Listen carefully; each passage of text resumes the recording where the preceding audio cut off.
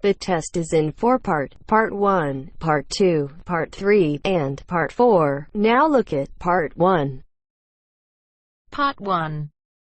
You will hear a telephone conversation between a woman who is selling some furniture and a man who is making inquiries about it. First, you have some time to look at questions 1 to 5.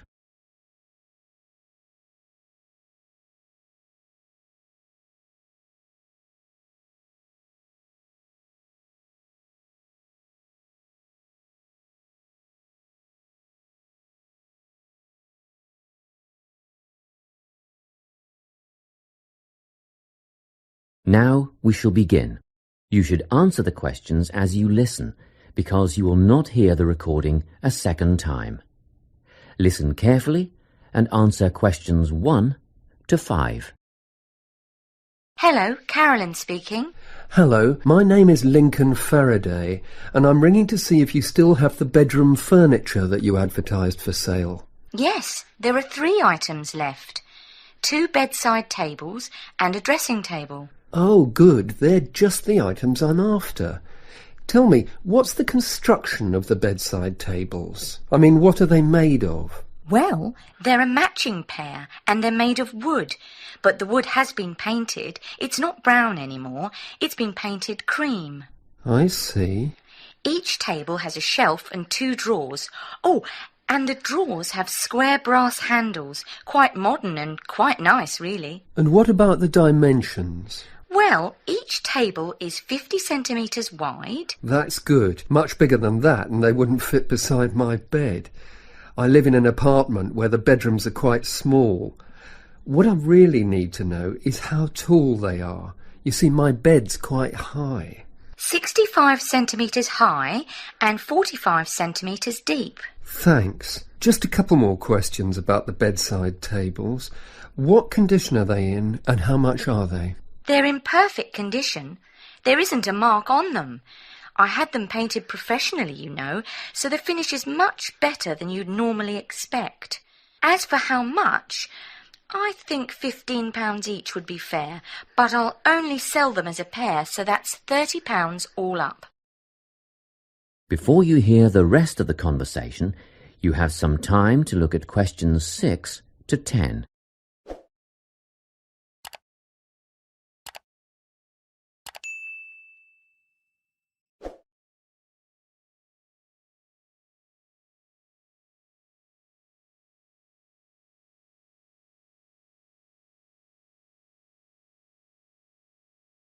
Now listen and answer questions 6 to 10.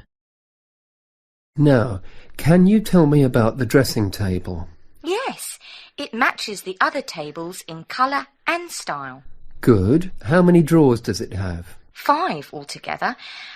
The bottom 2 drawers hold more as they're deep. And the dimensions? How wide is it? That's all I need to know.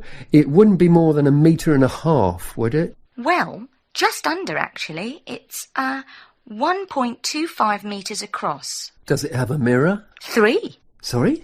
It has 3 mirrors, you know, a central one and a narrower one on each side. And they're all adjustable. I see. And the overall condition of the dressing table? Well, it has a couple of scratches on the surface, but it's still in good condition, so I'm asking £50. Could I call round and have a look later today? What time were you thinking of? In about half an hour. Oh, yes, that's fine. By the way, my name is Carolyn Klein. It's on the gate at the front of the house. Klein. Is that K-L-I-N-E? That's right. And I live at 19 Domain Road. Did you say the main road? No, Domain. D-O-M-A-I-N Road. That's just off Ashgrove, isn't it? Yes. See you soon then. Yes, in about 30 minutes. That is the end of Part 1. You now have half a minute to check your answers.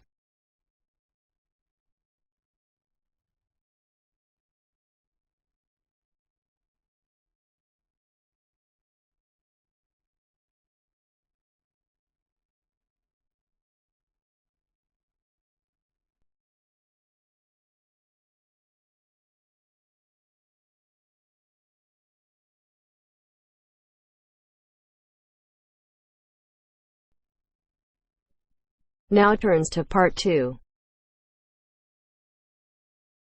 Part 2.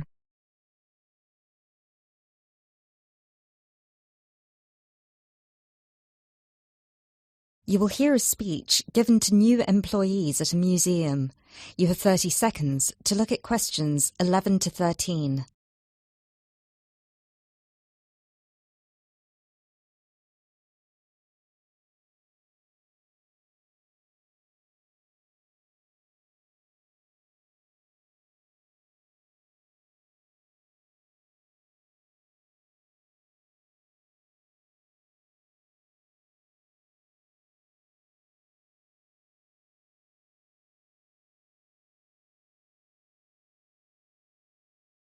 Allow me to introduce myself. My name is Peter Myers, and on behalf of everybody here at Stevensbridge Dungeons, I would like to welcome you all to our entertainment team. This year, the hiring process was especially competitive, and it might interest you all to know that for every position there were almost 30 applicants, so you really are the best of the best. In a moment, I will take you on a tour of the museum so you can get an idea of what the space is like. But first of all, I would like to show you around the staff room. Our staff room is located at the back of the building over here. You will notice that there are two entrances to the staff room. One leads to the room we're in now, which is the main and oldest dungeon here at Stevensbridge, which we have turned into the museum. This is where you will greet the new visitors, and also where the tour throughout the dungeons will begin. I should mention now that we only ever send visitors through as part of a group, so even on the busy days you will still get roughly 10 minutes of free time between each group. Make sure you use that time wisely, because you'll need to get straight back into character as soon as it's over. Now look at questions 14 to 20.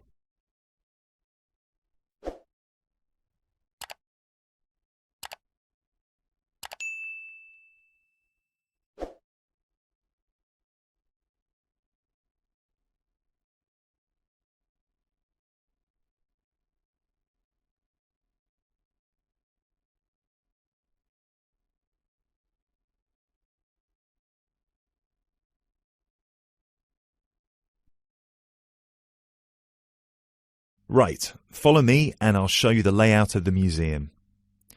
From the museum, we can pass through this door near the interactive display into the staff room. From here you can see the steps at the far side in the opposite corner that lead outside into Berwick Street. When you arrive for a shift, it will be much easier for you all to come in the Berwick Street entrance directly down the steps to the staff room. If you come in through the main visitor entrance, it will take you longer to get past security. As you can all see, there are lockers on your right-hand side. They should be big enough for you to put your bags and coats in. You'll get given keys later that work with any of the lockers in here. Over on the other side, past the lockers, is our most exciting area. This is where our wardrobe and makeup will take place. Every shift, you will be transformed from normal people into grotesque medieval prisoners. If you're lucky, you get to be the jailer, but even they rarely bathed in those days. Of course, some of you might consider yourselves method actors, but please do try to shower before your shift. We don't want to give visitors an experience that's too authentic.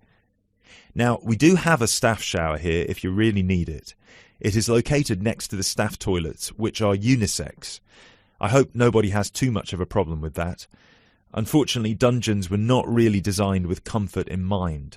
You can find the bathroom at the other end of the room from the makeup area. There is also another toilet for the public, concealed just to the right of the door into this room. Let's move back into the museum. We have three main sections down here. The first one you pass into when you leave the staff room is the museum. This is where all the useful information can be found, such as dates, number of prisoners, and the kinds of torture that were used.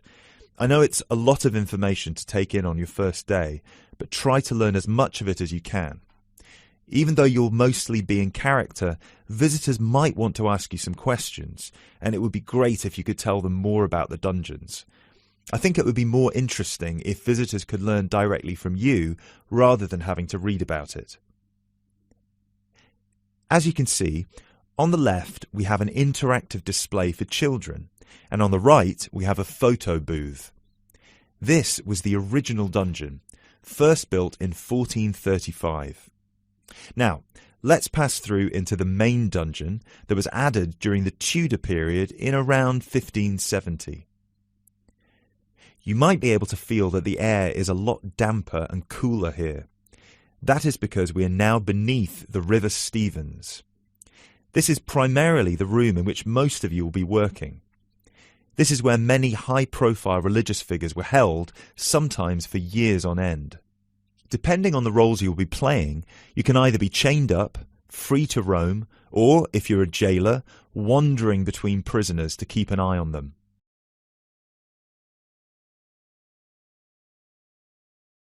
Now we will pass into our third and final section, the prison cells. Over here, you can see there are some wooden stocks and a fake gibbet. Don't worry, I can see a couple of you looking concerned. You don't need to reenact any of the torture scenes for visitors. One person each shift will play the jailer in here, where you will give a speech to the group about some of the more notable prisoners to stay here in the past. This is usually the end of the tour, but some visitors will certainly want to ask you more questions at this point, so please try your best to make yourselves available. Help them by answering any questions they have. Also, feel free to guide the visitors through the museum if you see that they're going the wrong way. This concludes our introduction to your new workplace. If you'll please follow me, I will get you all issued with your keys and some information about the dungeons that you can take home with you to study. I will also introduce you to your shift supervisor, Alice Stiles, and you can ask her any questions you may have about your roles.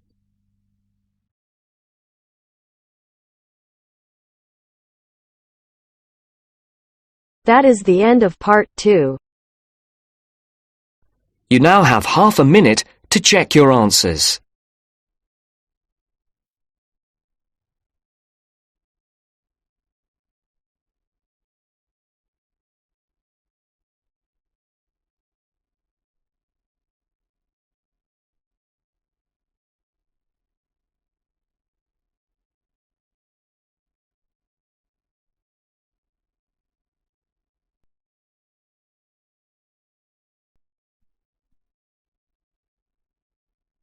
Now turns to part 3. Part 3. You will hear 2 students and a tutor discussing their plans for next year. First, you have some time to look at questions 21 to 24.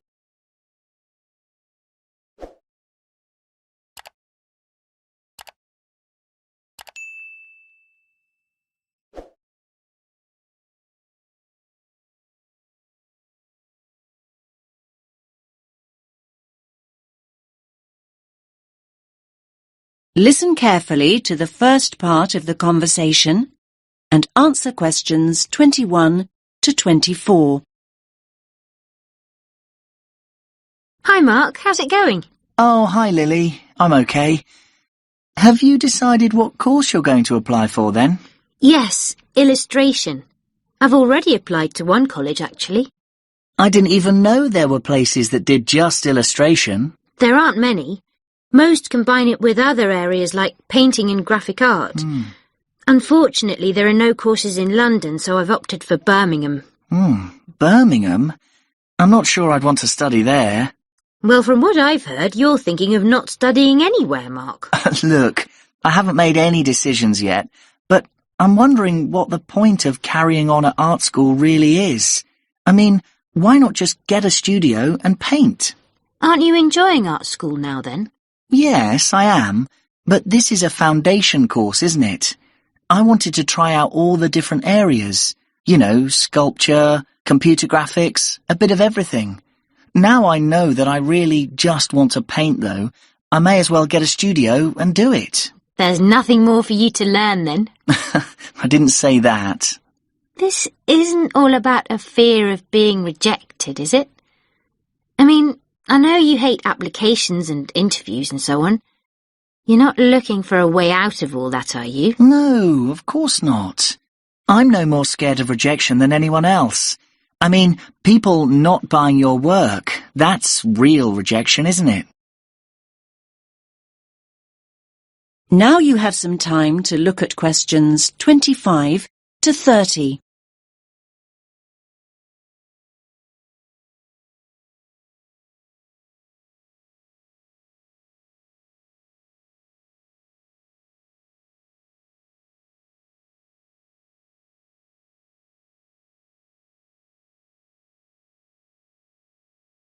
Now listen to the next part of the conversation and answer questions 25 to 30. Hi, do you mind if I join you?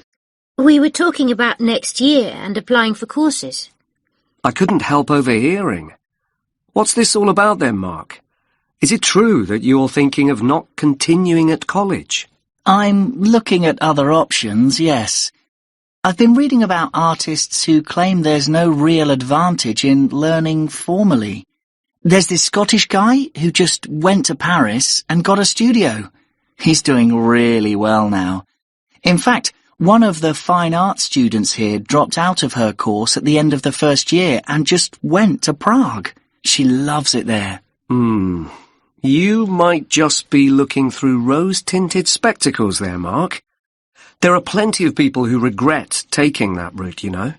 For every artist making a living, there are 20 living on the breadline. Okay, I take your point, but I'm thinking about the cost of 3 years at art school as well. Apart from the actual fees, there are all the living expenses. Students are running up at least £30,000 debt by the end of their course. So this studio you're planning to get, I take it that'll be free then? If you're contemplating working in Paris or Prague, won't that cost practically the same over 3 years? Maybe, but I'd be selling my paintings, wouldn't I? In fairness, Mark, very few artists start selling work just like that. Yes, but will studying for another 3 years mean that I will definitely be able to sell my work? It won't guarantee it, but it'll make it more likely. In my opinion, anyway. Remember that there are plenty of artists who make their name while they're studying. Art schools put on end-of-year exhibitions, and influential people regularly come in looking for talent. Your work is showcased in a way that just won't happen if you're working in isolation. Yes, I do see all that. I'm just not convinced. I sometimes question the value of a creative course, full stop.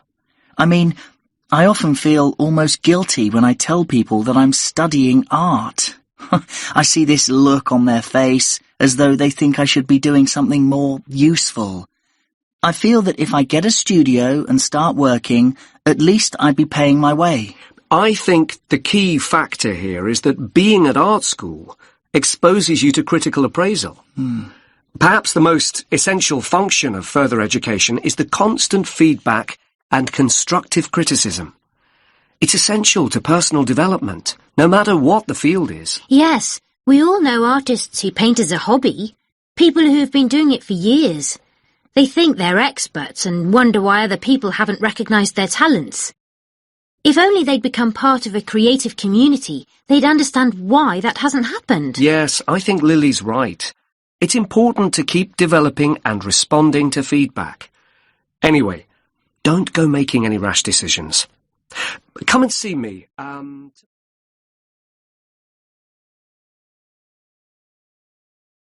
That is the end of part 3.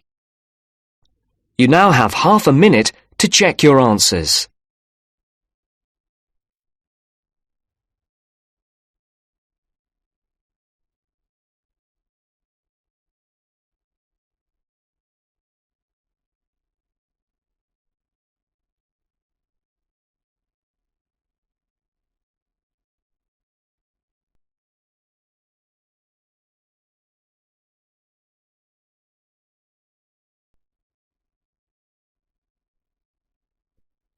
Now turns to part 4.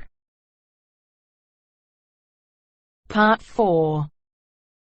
You are going to hear a lecturer giving a talk about work placements for psychology students.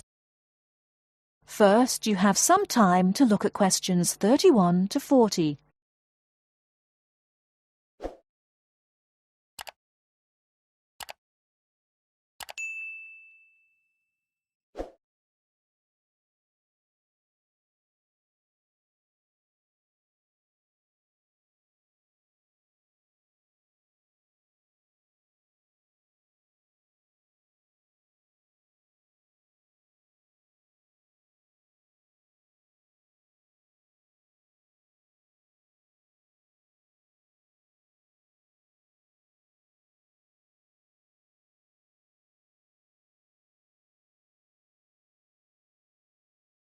Now listen carefully and answer questions 31 to 40.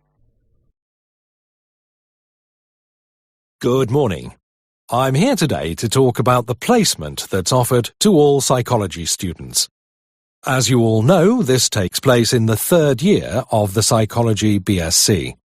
I'm here to explain a little about the placement and how the process works. A lot of preparation's involved in getting these placements right, so you need to be thinking about this now. Students taking up a placement year benefit immensely from the experience. To find decent employment in the field of psychology, the chances are you'll need to undertake some form of postgraduate training, such as one of our master's courses. These courses invariably demand experience in the field you intend to study. So being able to gain this experience during your undergraduate degree is a great advantage. There's a lot to be gained from joining the scheme. Of course, it will help you identify the areas of psychology you may or may not be interested in. And you'll develop transferable skills such as problem-solving, team-working, communication skills. Skills that employers demand and that graduates often lack. Also remember that the placement will offer you networking opportunities to become acquainted with key players in your field. Many of our students who've completed a placement year take up a position with the same employer after graduation or after successfully completing postgraduate training. In fact, many of our students from previous years now hold influential positions in the police, the health service and the private sector as a direct result of their placements. The placement you choose will depend very much on your own area of interest. Those of you who have a particular interest in research can opt for a placement in a hospital unit, here or abroad, working in areas of forensic and clinical psychology.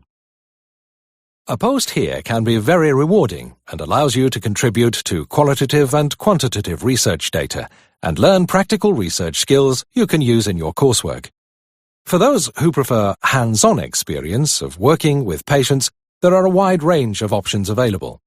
We have links with several charitable and public sector organizations that support stroke patients and people recovering from serious physical trauma, for example due to motoring or industrial accidents. You'll have the opportunity to help them deal with long-term clinical treatment and pain management. There are several opportunities to work with addiction and rehabilitation units. The kind of experience you'll gain here can be very wide-ranging. For example, offering you the chance to observe group therapy and one-to-one counseling sessions for anxiety and anger management classes. Students are encouraged to give their reaction to sessions during regular team meetings, which can often be of benefit to both the student and the organization. For those of you interested in the application of psychology in education, we have a number of students who take placements working with children with special educational needs. Students in the past have worked as teaching assistants and contributed to teacher training workshops. There's a lot more information about this on the website, including case studies written by some of our previous students. These will give you a much wider and richer picture of our placements. As I said earlier, you should already be giving this some serious thought. Our placement officer, Greg Smith, will be able to advise you about the organizations we have contacts with, and we've worked with in the past. Once you've discussed the opportunities available, we ask you to contact the organization concerned to investigate potential positions and to arrange an interview. Your personal tutor will be able to help you with updating your CV and interview skills. During the enrollment process, you'll have been notified of the need to obtain a CRB check. In cases where you're working with vulnerable people, it's a legal requirement that you've had a Criminal Records Bureau check carried out. Without this, we won't be able to approve the placement. If you haven't yet arranged this, you must notify the placement officer of this during your first meeting. He'll give you the necessary paperwork to make your application. Once you have the certificate, please supply a photocopy to the placement officer.